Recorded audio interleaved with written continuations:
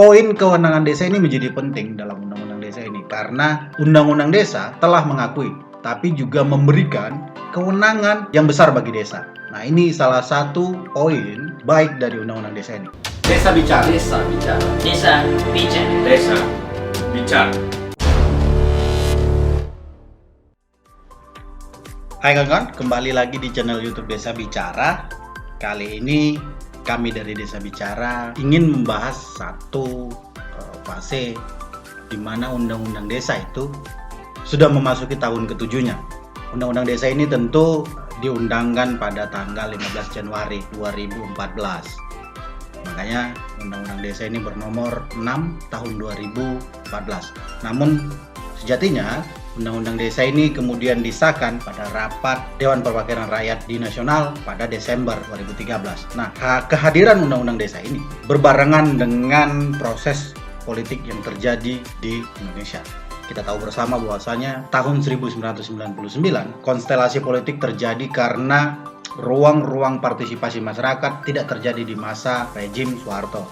Kemudian pada tahun 1999 terjadi gerakan politik yang mendorong berakhirnya rezim Soeharto. Nah, dinamika politik ini kemudian mendorong beberapa konsolidasi dari masyarakat sipil, termasuk juga beberapa lembaga-lembaga LSM atau NGO yang punya kepentingan agar isu desa menjadi isu utama dalam pemerintahan nasional ke depannya. Nah, konsolidasi masyarakat sipil inilah yang mendorong kemudian juga menjadi gerakan politik mengajak beberapa anggota dewan yang sedang duduk saat itu kemudian untuk kembali mendiskusikan bahwasanya desa itu menjadi isu penting di Indonesia. Ya, kita tahu bersama sudah berjalan 7 tahun kemudian Undang-Undang Desa ini. Nah, sebenarnya apa sih yang dibawa oleh Undang-Undang Desa ini begitu ya? Undang-Undang Desa ini tentunya merupakan pengakuan negara terhadap desa. Itu yang dibawa, salah satu yang dibawa karena memang Undang-Undang Desa ini memberikan pengakuan dan penghormatan atas desa yang sudah ada dengan keberagamannya sebelum dan sesudah terbentuknya Negara Kesatuan Republik Indonesia. Tentu juga Undang-Undang Desa ini menjadikan entitas desa diakui karena penyelenggaraan pemerintah desa, pelaksanaan pembangunan desa, pembinaan kemasyarakatan desa, serta pemberdayaan masyarakat desa itu diakui dan sesuai dengan Undang-Undang Dasar. Selain itu juga Undang-Undang Desa ini atau Undang-Undang Nomor 6 Tahun 2014 ini juga menegaskan bahwasanya terdapat kewenangan desa. Nah, kewenangan desa ini terdiri dari kewenangan desa berdasarkan hak asal usul, kewenangan lokal berskala desa, kewenangan yang ditugaskan oleh provinsi, kabupaten atau kota. Kewenangan lain yang ditugaskan oleh pemerintah pusat, pemerintah provinsi, pemerintah kabupaten atau kota dengan ketentuan perundang-undangan. Nah, poin kewenangan desa ini menjadi penting dalam Undang-Undang Desa ini karena Undang-Undang Desa telah mengakui tapi juga memberikan kewenangan yang besar bagi desa.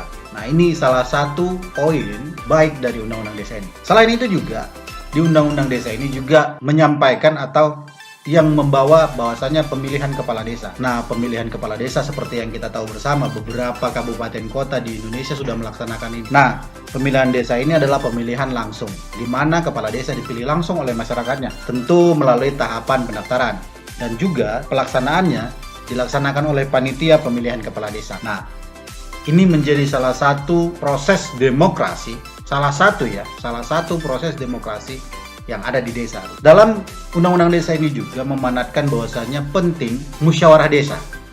Musyawarah desa ini merupakan forum permusyawaratan yang diikuti oleh Badan Permusyawaratan Desa, pemerintah desa, serta unsur-unsur masyarakat. Beberapa hal-hal yang dibahas di dalam musyawarah desa ini merupakan hal-hal yang strategis. Di antara hal-hal strategis tersebut antara lain, misalkan ada penataan desa, ada perencanaan desa, ada kerjasama desa, ada perencanaan investasi yang mungkin akan masuk ke desa, ada pembentukan badan usaha milik desa. Hal strategis lainnya adalah adanya penambahan dan atau pelepasan aset desa, serta terakhir mungkin kejadian-kejadian luar biasa seperti yang kita alami saat ini, misalkan pandemi COVID-19 ini menjadi persoalan luar biasa. Maka musyawarah desa menjadi forum musyawarah yang dapat dijadikan ruang untuk berdiskusi bersama masyarakat, ruang demokrasi, ruang untuk bernegosiasi bagaimana menyelesaikan persoalan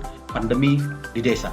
Nah, ruang-ruang musyawarah desa ini menjadi salah satu dorongan dan jaminan dari Undang-Undang Desa. Hal lain yang dibawa oleh Undang-Undang Desa ini tentunya adalah adanya Badan Permusyawaratan Desa, di mana Badan Permusyawaratan ini merupakan penting dalam pelaksanaan dan dinamika pemerintahan di desa. Karena Badan Permusyawaratan ini merupakan badan pengawasan dari kerja-kerja untuk pemerintah desa. Jadi butuh diawasi. Badan Permusyawaratan Desa juga ini menampung dan menyalurkan aspirasi masyarakat. Serta juga kita tahu bersama Badan Permusyawaratan Desa ini dapat kemudian membuat dan membahas peraturan desa bersama dengan pemerintah desa. Sebelumnya tadi kami menyebutkan bahwasanya peraturan desa gitu. Peraturan desa ini menjadi penting dalam pelaksanaan tata pemerintahan desa. Karena peraturan desa inilah yang mengatur semua aturan, kegiatan, larangan gitu ya di desa. Peraturan desa ini terdiri dari 3 jenis. Yang pertama itu adalah peraturan desa itu sendiri. Yang kedua, peraturan bersama kepala desa. Yang terakhir adalah peraturan kepala desa sendiri. Nah, peraturan kepala desa ini biasanya adalah pelaksana dari peraturan desa atau pelaksana dari peraturan bersama kepala desa. Hal menarik lainnya yang dibawa oleh Undang-Undang Desa ini tentu adalah adanya aset dan kekayaan desa. Nah, salah satu poin di dalamnya adalah dana desa.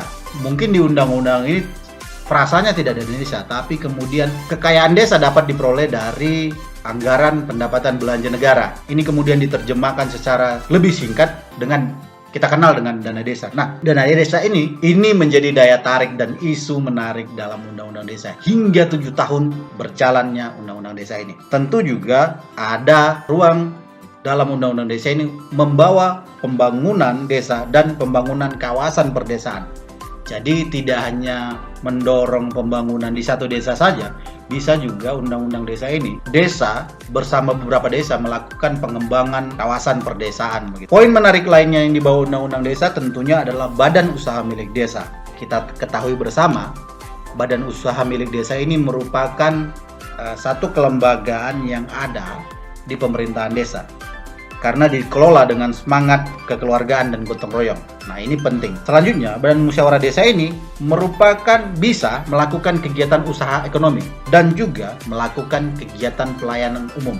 Nah, kegiatan ekonomi ini dapat diartikan bahwasanya badan usaha itu bisa mencari keuntungan. Nah, salah satu tujuan lainnya adalah Badan Usaha Milik Desa ini bisa juga melakukan pelayanan umum. Dalam hal ini mungkin pelayanan dasar, seperti misalkan kalau desa kawan-kawan di daerah belum ada akses listrik, maka BUMDes bisa berperan untuk memberikan pelayanan ini, pelayanan listrik desa gitu ya. Bisa sekali. Selanjutnya, Badan Usaha Milik Desa atau BUMDesa ini tidak hanya menghasilkan pendapatan bagi PADes desa, tapi juga diharapkan bermanfaat secara sosial ke masyarakat. Ini penting. BUMDes ini tidak hanya untuk mencari pundi-pundi penghasilan dan pendapatan asli desa, tetapi juga harus bermanfaat secara sosial ke masyarakat. Tentunya Badan Usaha Milik Desa ini didirikan melalui musyawarah desa dan ditetapkan melalui peraturan desa. Maka prioritas utama Badan Usaha Milik Desa adalah menghasilkan pendapatan bagi pendapatan asli desa yang peruntukannya nanti bisa untuk pembangunan dan pengembangan atau bahkan peningkatan kesejahteraan masyarakat di desa. Selain itu juga jangan dilupakan bahwasanya ada dampak sosial gitu loh, yang harus diberikan oleh BUMDes ini. Nah, selain itu juga tentu ada prioritas lain yang bisa dikelola oleh Badan Usaha Milik Desa, yaitu pengelolaan sumber daya alam di desa. Nah, pemerintah kabupaten maupun provinsi diharapkan di dalam undang-undang ini juga memberikan kewenangan yang besar bagi BUMDes untuk bisa mengelola itu. Karena harapannya BUMDes ini bisa menjadi kekuatan ekonomi baru dan pengelolaan sumber daya alam untuk kesejahteraan masyarakat. Nah, beberapa hal lain yang ditawarkan disampaikan oleh Undang-Undang Desa ini adalah adanya kelembagaan masyarakat. Nah, di dalam kelembagaan masyarakat ini tentu kemudian jadi ruang-ruang aspirasi, ruang-ruang dinamika masyarakat untuk berpartisipasi aktif dalam penguatan, pengorganisasian, dan membuka ruang-ruang partisipasi, penyampaian ide gagasan untuk pembangunan dan pemberdayaan desa. Ini penting kawan-kawan, bagaimana kemudian masyarakat itu harus terlibat aktif gitu ya. Hal menarik lainnya juga yang dibawa oleh Undang-Undang Desa ini tentu adalah desa adat. Nah, desa adat ini diharapkan juga mewakili entitas budaya dan adat istiadat yang sudah ada di desa, baik itu sebelum NKRI lahir maupun setelah NKRI lahir. Nah, dalam Undang-Undang Desa ini juga mengakui itu gitu loh. Jadi desa kawan-kawan yang memiliki kekhususan atau adat istiadat yang terus-menerus ada, ini bisa menjadi satu desa khusus, yaitu desa adat. Itu beberapa hal yang dibawa oleh Undang-Undang Desa ini. Bagaimana dengan kita ketahui bersama, kemudian ada beberapa hal yang cukup menarik untuk kita evaluasi dan lihat lagi. Yang pertama itu terkait dengan kewenangan desa yang saat ini sepertinya dibatasi gitu ya. Dibatasi dalam artian diberi tugas, diberi tanggung jawab, tapi tidak dipercaya dalam pengelolaan. Salah satu bentuknya bisa kita lihat misalkan ada tugas dan wewenang yang diberikan oleh pemerintah pusat, contoh dana desa, tetapi pengelolaannya tidak dipercayakan seutuhnya kepada desa. Ya, dikasih sesuatu tetapi tidak dipercaya mengelola. Nah, itu yang terjadi gitu. Yang kedua, terkait dengan kebijakan pemerintah, di mana ada kesenjangan peraturan pemerintah. Nah, kesenjangan peraturan pemerintah ini terlihat dari beberapa kebijakan dan peraturan dari pemerintah pusat yang terlalu teknis mengatur tentang masyarakat desa. Bayangin, pemerintah pusat membuat peraturan teknis mengatur tentang masyarakat desa, bukan mengatur tentang desanya gitu. Ini terlihat, mungkin kita bisa lihat undang-undang peraturan pemerintah dengan peraturan menterinya. Terbayang bukan bagaimana kemudian undang-undang mengisyaratkan adanya kewenangan desa, tapi kemudian peraturan menterinya mengkebiri itu. Nah, ini yang terjadi terhadap kesenjangan kebijakan yang mengikuti undang-undang desa ini. Yang ketiga tentunya adalah undang-undang desa ini sudah direduksi. Reduksi yang terjadi dalam undang-undang desa ini antara lain, ketika bicara undang-undang desa, kita hanya bicara dana desa, administrasi semata atau aturan.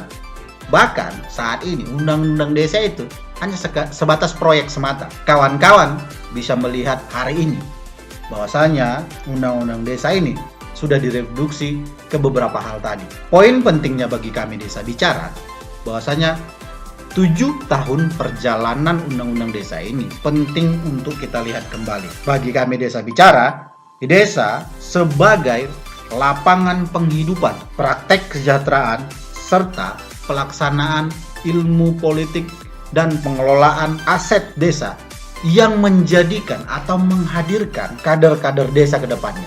Harapan kami dari Desa Bicara melalui undang-undang desa ini hadir kemudian praktek-praktek berdesa yang menghadirkan, melahirkan kader-kader desa, sehingga anak-anak muda yang kuliah dan berpraktek di luar daerahnya kembali ke desanya dan berjuang untuk desanya. Bagi kami Desa Bicara, undang-undang desa harus dilihat dari beberapa hal, tidak menyempitkan makna undang-undang desa gitu ya. Harus dilihat dari hak desa, harus dilihat dari kewenangan desa, di mana kewenangan ini melahirkan kekuatan ide dan gagasan berdesa, serta melihat kewajiban yang tentunya melayani masyarakat di desa. Kami dari Desa Bicara melihat perjalanan 7 tahun undang-undang desa ini masih menghadapi tantangan.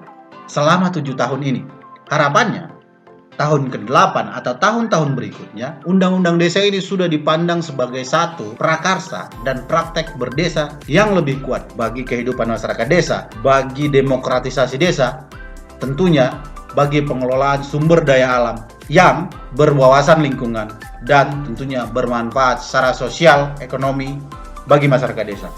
Itu dulu dari kami Desa Bicara. Sampai bertemu di video selanjutnya. Tetap sehat. Salam berdesa.